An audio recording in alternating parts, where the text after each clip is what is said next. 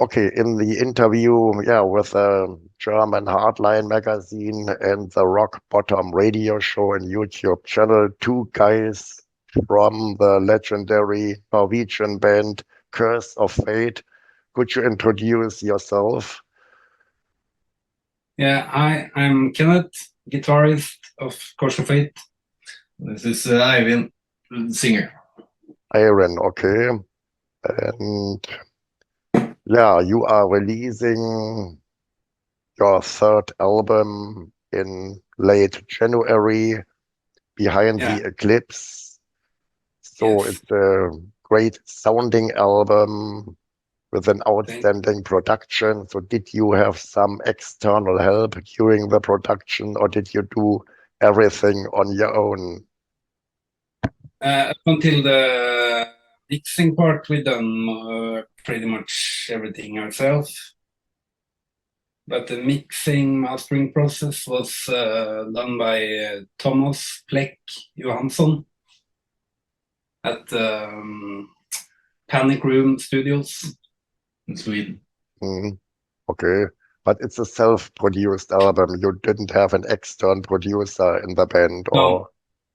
Okay.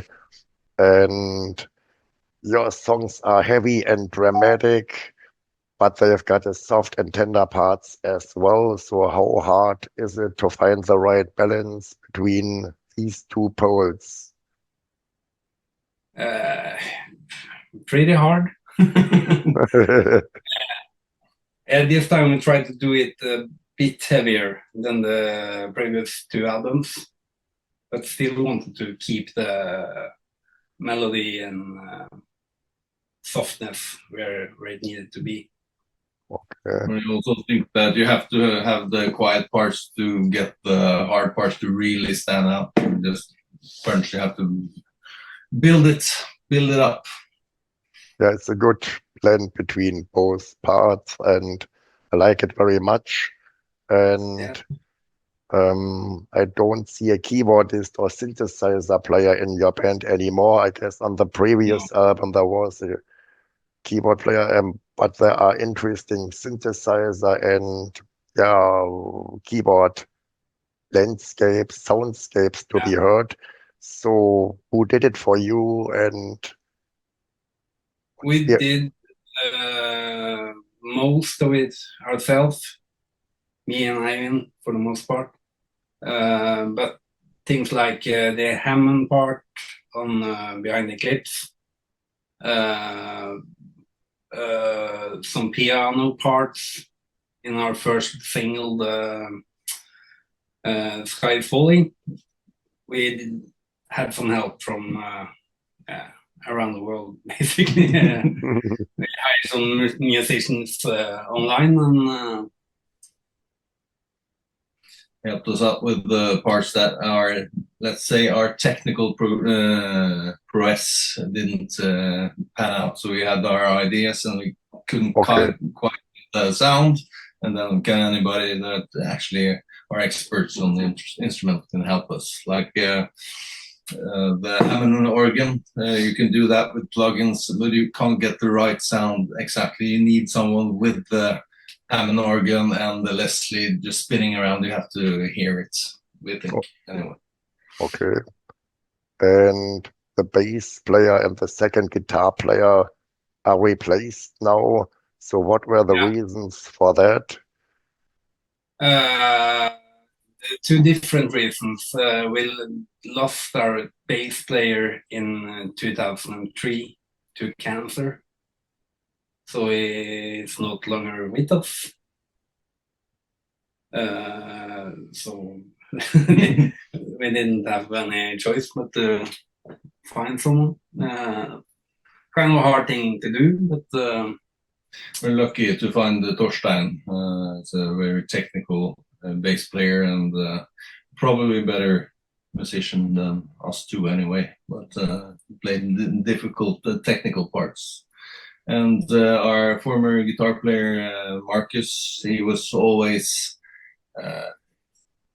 dreaming about becoming like every Norwegian and true Norwegian black metal musician, and always wanted to do that. And then he just figured that he would use all his time to play in a band called Fiendum.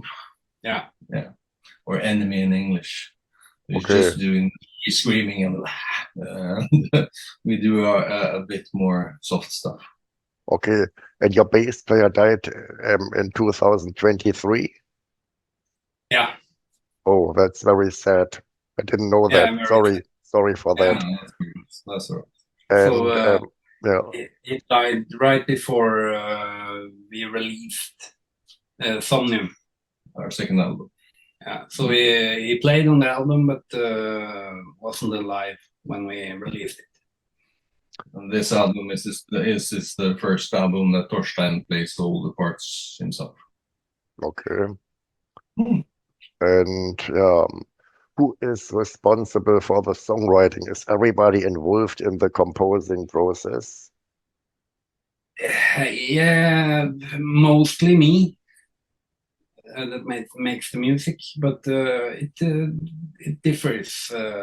Like on the Somnium album, we had some songs that one that Marcus, the previous guitarist, wrote, and one song from the drummer. But this album, Behind Eclipse, mostly me made. Okay. He makes the guitar parts, he programs and drums, and then just show the rest of us what he got. And sometimes, like when we do the vocal lines, he have an idea, and sometimes I get an idea. Sometimes he writes the lyrics, sometimes I write the lyrics. Sometimes I use his lines. Sometimes we're not in agreement. We have to fight over it. But most of the time, we think that the product at the end is better. And also we play the songs in our rehearsal, and if someone got like, we can do this instead of that, and we try to mold it. But Kenneth is the guy who makes all the the songwriting, composition, mostly from the groundwork, if you may. Okay, interesting. And you mentioned before you are writing the lyrics to you. So is there a central theme on the album? Yes, I would say so. It's not a direct concept album like our first record, but it got a line going through it with it's behind the Eclipse. It's darkness. Is it something behind the darkness? And do you need light to get have darkness? And all the songs are connected in some way, but not the central story, no. Okay. And the title track, Behind the Eclipse, shows all your musical abilities. It's heavy and dramatic, but it has tender and soft parts as well. So it's my favorite track on the album. Was it hard to compose?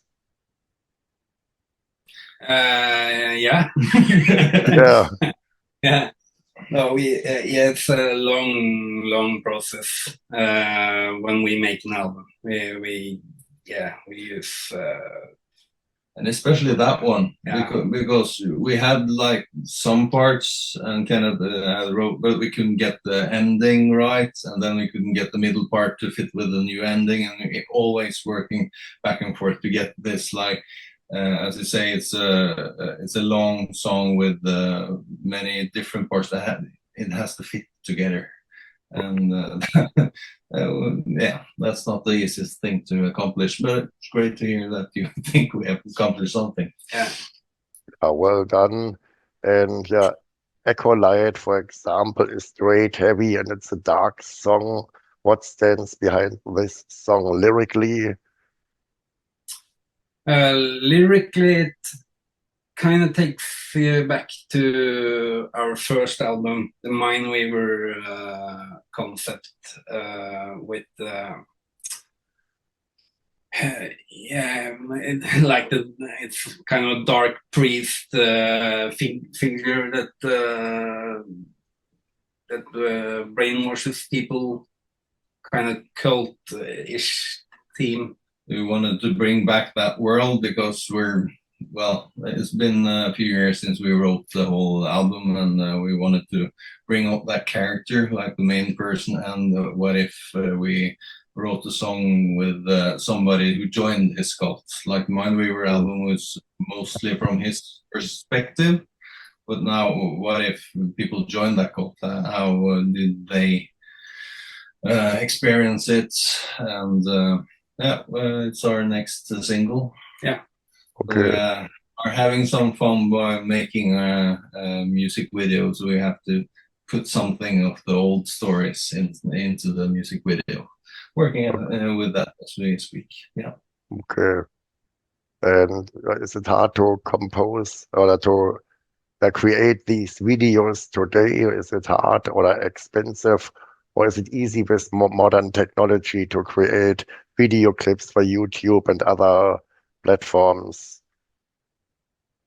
Yes and no. Like making music ourselves and videos ourselves, the technology makes it simpler. You don't have to spend every dime you have, but the possibilities is endless.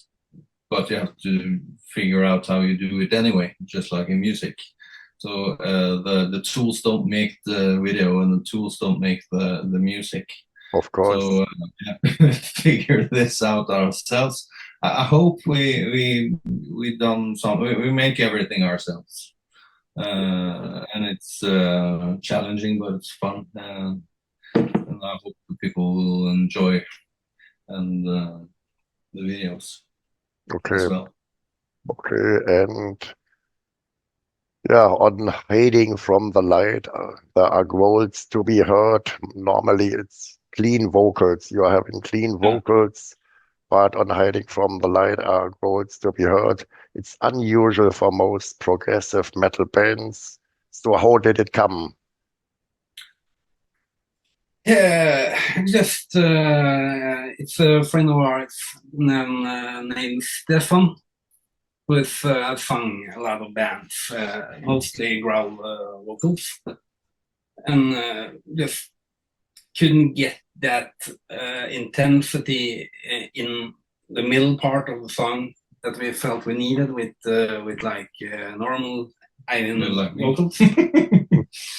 So we just wanted to try that part, and we're huge fans of people like Devin Townsend that have the ability to sing like the real, growling vocals, and also sing cleanly. So to try to use the both part and make them as fit together was really interesting. We haven't done that before. Sounds interesting and done very well. Normally, I'm not a fan of growls, but in some cases I like them, and in this case, very well done. Yeah, and you have mentioned that you have released 3 albums. It's the 3rd album which will be released. Yeah. So how do you see your musical progress from the first album, Mindweaver, to behind the Eclipse? How would you see it?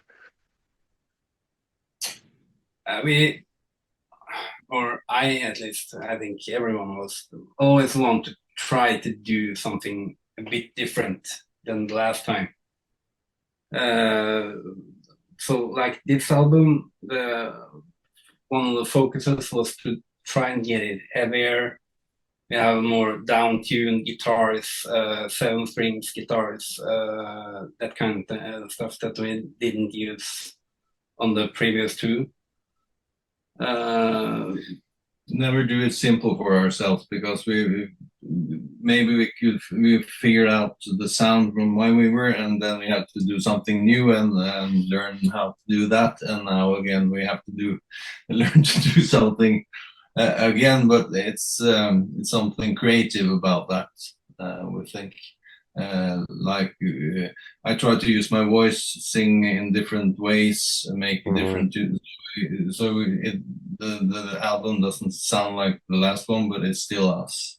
And it's a difficult balance. We have some people listening that it'd be interesting if the real prog fans like our the heavier things, like the scream vocals.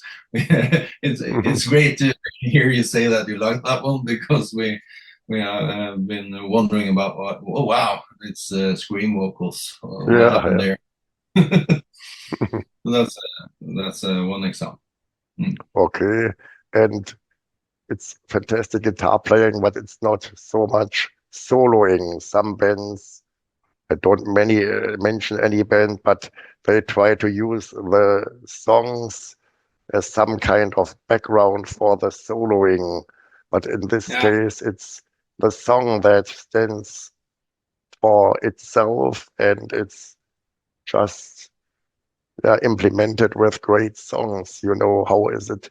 Is it hard to take you back as a guitar player, not to go into wild soloing? Yeah, but we have still in like the first single is quite long guitar solo there, but yeah, none of us have ever been like the shred guitarist, or don't think of ourselves as that. So if the song, if I think the song doesn't need a guitar solo, I can live with that. You can be persuaded to, but it needs to serve a purpose, and if it doesn't, if you can hear, like you said, you can hear some guitar players using the solo, just I learned something new and it's very, very difficult, and that's cool, I guess, but does it serve the song? And that must be the most important question. But I'm not a guitar player, but a great guitar solo can really lift the song. Of course. You can make like a great song even better. So, but we have to do that if we need to put it in. Yeah, and so the artwork of the cover is done very well again. The previous two albums have got very good artwork as well. So I had the idea for it, and who realized the cover artwork for you?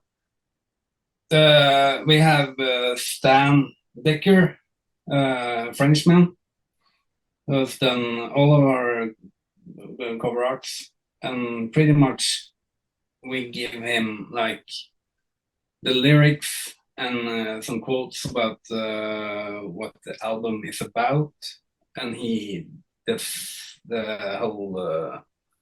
He makes some like a couple of suggestions, and he just nails it every time. Yeah, it's really impressive and very important in this AI times, when everybody just use their computers, and we got a guy who actually sits down and makes something with his actual brain. That we haven't thought of sometimes. That fits. Okay, and you were founded in 2003, if I'm rightly informed. I found some information on the internet, and you have released 3 demos in 2006 and 2007. An EP was released in 2013. So why did it take such a long time to release your debut album, Mindweaver, in 2020? It's a very long time, and you are a great band. So why didn't the record companies notice you before? Good question. It's probably on us, some of it, that we haven't been good enough to reach out through the right channels. And when I say 2003, the first 10 years, we probably used the time to try to think, find a sound, and so it was in the EP it started to sound like the band we are today. Before that, on the demos you can probably hear something, but so yeah, slow learners.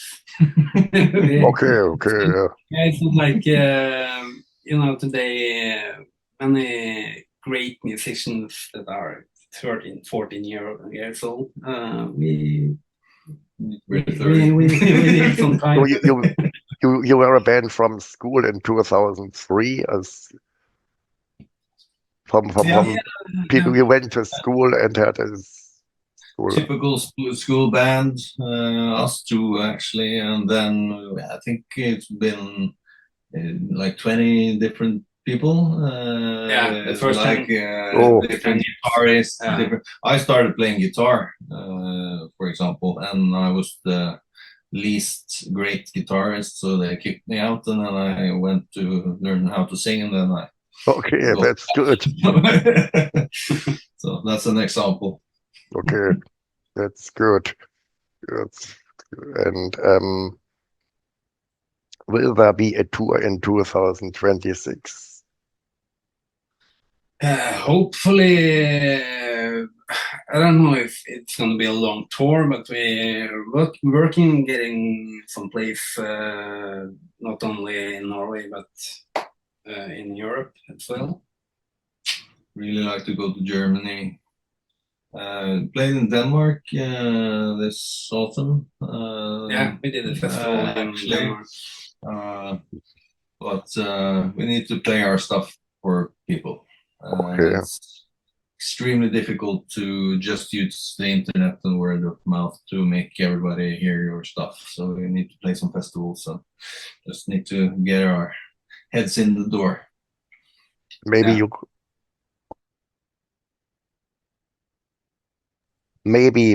could tour as special guest or supporting act by other Norwegian metal bands. Are there any possibilities? Maybe Lepros or other bands? We are always thinking about that, and we are getting some possible tours that we can join. It's quite an expensive and time-consuming thing to be on these tours. So the bands that does it, they are really going all in. Like we have to sacrifice a lot to do these things. But if it's the right band, we are absolutely thinking about joining someone. Okay, but you've we got use all the time to make this music, and we have to figure out how to make people listen to it. So we just have to play some concerts. And your record company is very strong for metal bands, Raining Phoenix Music. So you have got good support, I guess. Can help you maybe to find the right tour. Yeah, probably, and we have management as well in Denmark. So we have people working to get us out on the road. So the rest is up to us. So hopefully it will happen in 2026. But also these tours are planned long ahead. So it might take some time, maybe at the end autumn 2026 before we can do something like. Okay, Madison Square Garden. Yeah, 2027 maybe. This takes some time. And what are your musical influences and inspirations when you're writing an album, or generally which bands did inspire you? Yeah, it's a lot of bands, but always been bands like Pink Floyd has been a strong influence, which you probably can hear through all of our albums. But we also, at least I try to listen to some new music. Try and be inspired by that as well. But still, our music does not come out as the most modern compared to other new metal bands. But that's probably how we are. That's good. So, That's what we like. Yeah. So bands like Queensryche and Dream Theater, of course, Devin Townsend. When we were kids, like back in 2003, it was like, wow, Dream Theater, it was the greatest, like progressive metal music. That was then, and now we would like to take some of it with us always in our hearts. But we listen to Soen, like the new Leprous. Awesome what they have figured out how to make like modern progressive, like gentish stuff. Many of the Swedish bands like Katatonia and Soilwork, Opeth. Soilwork is actually the reason why we went to Plek and mixed our album there, because of what album called again, from the Stålfågel song. Yeah, great thing. So one of the reasons why we contacted Thomas Plek was he had worked with Soilwork on some albums. And lucky us, he was an extremely nice guy who really knew his stuff. Yeah. Okay, yes, sounds very good. And do you pursue further or other musical projects? Are you playing in other bands beside Curse of Fate? No, not me or not right now. We have some progress sometimes, but not like touring bands or. Per-Morten, our drummer, he has a couple of bands. He plays drums for, and our bass player tries to make a living out of playing bass, so he plays in everything. Yeah, but not like the other bands that makes like a hired gun. Everything from jazz to blues to Okay. Good. For us, it's pretty much Curse of Fate exclusively. Yeah, it's good to bring one project forward and not to do many other bands and projects. Okay, and I remember I had an interview with another Norwegian band 2 years ago, Mayfire. Do you know them? Yeah, sure. Mayfire is from the same town as us. The same town? Yeah. They did also a great album 2 years ago, so there's much creativity in Norway. There's very, very great music from your country. So do you have further information about your music or the new album which is worth to be mentioned and left out in this interview? That's a good one. Buy our records, come to our concerts. Buy our merchandise. Buy our stuff.